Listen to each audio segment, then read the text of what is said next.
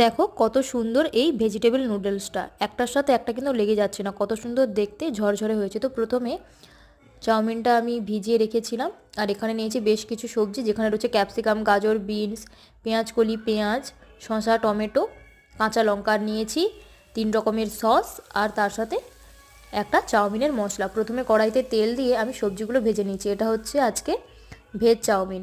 এরপরে সবজিগুলো ভাজার পরে চাউমিনটা এখানে দিয়ে দিলাম কিছুটা মশলা, মানে পরিমাণ মতো আমি মশলা নিয়েছিলাম সেটাই দিলাম, আর তার সাথে সসটাও আমি দিয়ে দিয়েছি। এরপরে চাউমিনটাকে খুব ভালোভাবে আমি ভাজা ভাজা করে নেব। আর তোমরা দেখো এটা দেখতে কতটা লোভনীয় লাগছে, এটা আমি চাইনিজ স্টাইলে বানিয়েছি, আর এটা এত সুন্দর হয়েছে টেস্ট। তোমরা নিজেরাও এটা বাড়িতে এভাবে বানিয়ে দেখো কতটা ভালো লাগে। এটা ভেজিটেবল চাউমিন, এতে আমি ডিম অ্যাড করিনি বা কোনো চিকেন অ্যাড করিনি, তবে এটার স্বাদ এতটাই ভালো ছিল তোমরা না খেলে কেউ বুঝতেই পারবে না। দেখো এখানে খাচ্ছি, আর তোমরা দেখেই বুঝতে পারছো যে এটা দেখতে কতটা সুন্দর আর কতটা লোভনীয় লাগছে।